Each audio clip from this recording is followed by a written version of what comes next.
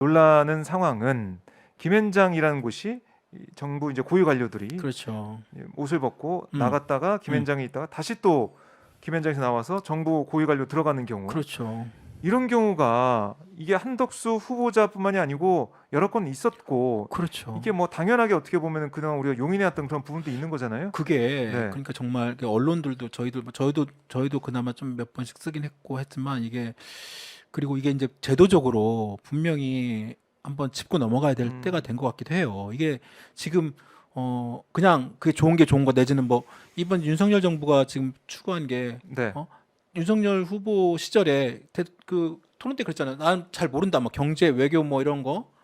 그래서 대신에 내가 사람을 전문가, 네. 우리나라 국내 최고의 전문가를 모셔다가 음. 같이 일을 하겠다는 거잖아요. 네. 근데 그 전문가라는 풀 도대체 누가 주느냐는 거예요. 아. 도대체 그 전문가 풀은 물론 당신네들끼리 뭔가 있을 수는 있겠지만 저는 그래서 이번에도 김현장이 또 이렇게 또 얘기 드는 게 예. 윤석열 당선자 네. 당선인 검찰에 오랫동안 계셨고 검사 생활만 했고 특히 법조계는 사실상 김현장과 뗄 수 없는 그런 관계예요.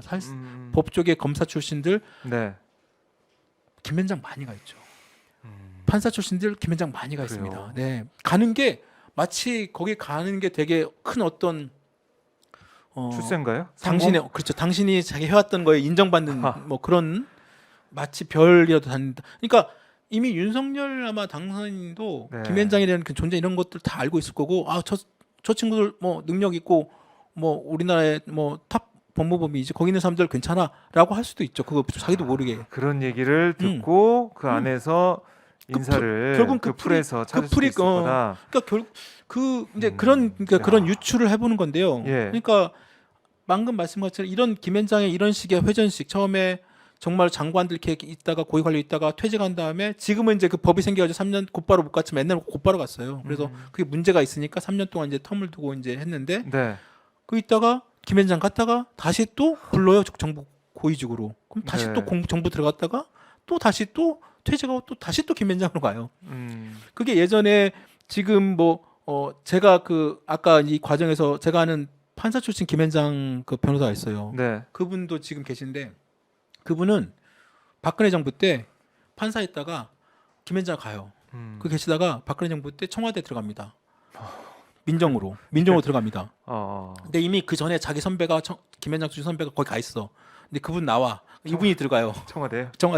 그리고 그 민정에 있다가 예. 한 1년 정도 있다가 저 언제 전화했더니 어느 순간 이름이 올리시더라고요. 신문에. 네. 네. BH 들어가세요? 물어봤더니 뭐 그렇게 됐어요. 그래서 예, 뭐 하여튼 뭐 축하드립니다. 잘 되셨어요. 나중에 뵙십시오. 그러더니 네. 민정 계실 땐 잘 한번 연락마다 못 받고 또 어느 순간 저 나왔어요. 그래서 나오셨어요? 그랬더니 예, 뭐 BH 나왔다는 거예요. 그래서 예, 그럼 어디로 이제 뭐 새로 뭐 개업을 하시나요? 그냥 아니 저 다시 집으로 가야죠. 그래서 집이 이제 김현장인 거지 다시. 다시 김현장 다시 가셨어요. 그분. 그리고 그분 나오고 또 다시. 그래서 박근혜 정부 때 제가 찾아보니까 박근혜 정부 그 민정수석실에 있는 그 5명의 그 비서관 있거든요. 네. 공직기강 비서관 5명이 전부 다 김현장 출신들이에요. 그래요? 네. 그 이름들도 있는데 네. 근데 보세요. 민정수석 공직기강 비서실이면 어떤 분들이 그건 검찰과 다 연결돼 있고 사법부와 연결돼 있고 네. 그 모든 그 수사 정보 이런 정보들이 다 공유된단 말이에요. 네.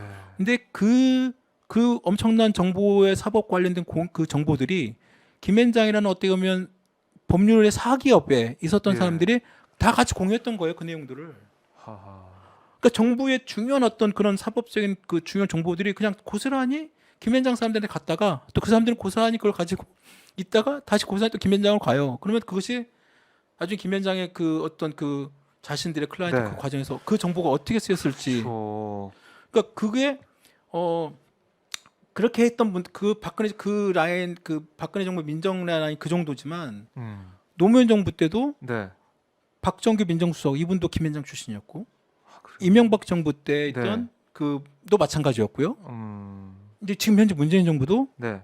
공직 그 고위 공직자 수사처 있잖아요. 네, 그 김진욱 공수처장 이분 김현장 출신이에요. 그래요? 네.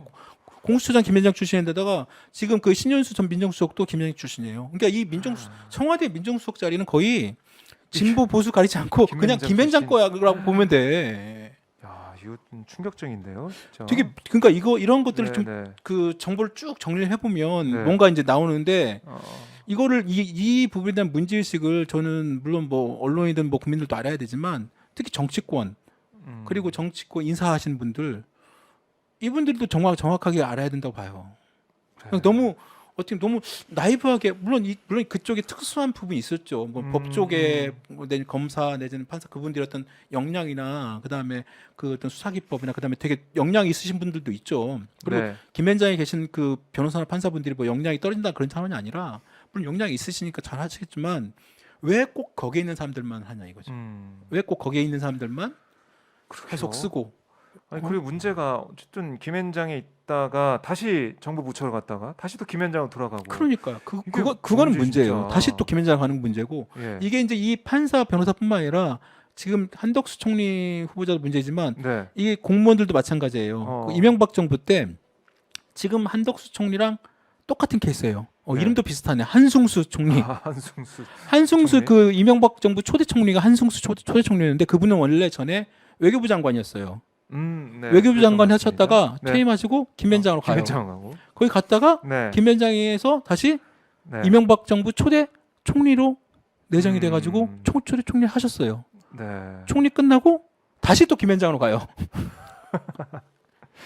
아니, 그러면 이분뿐만 아니에요. 윤증현 전 기재부 장관, 네. 윤증현 그 되게 유명한 분이죠. 윤증현 네. 그 기재부 장관 이분도 마찬가지로 처음에 금융감독원장 했어요. 네.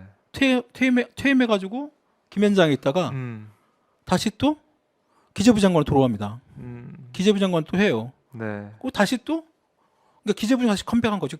김앤장 있다가 다시 기재부 장관 컴백. 박근혜 정부의 윤병세 외교부 장관 있죠. 네. 이분도 그래요? 이분도 마찬가지예요. 이분도 마치 김앤장. 참 이거 글쎄요. 한덕수 후보자 얘기를 가지고 우리가 김앤장 관련돼서 얘기를 하고 있는데 좀 놀랍네요. 놀랍고 우리 이제 고위 공직자를 포함해서 또 이 법조계에 있던 사람들, 검사나 판사들 중에도 이렇게 김앤장 가서 또 네. 왔다 갔다 하는 회전문 인사가 벌어지고 있다는 것 자체 이게 도움이 안 되는 거죠. 이게 김앤장한테만 도움이 되는 김앤장한테 이익이 되는 그렇죠.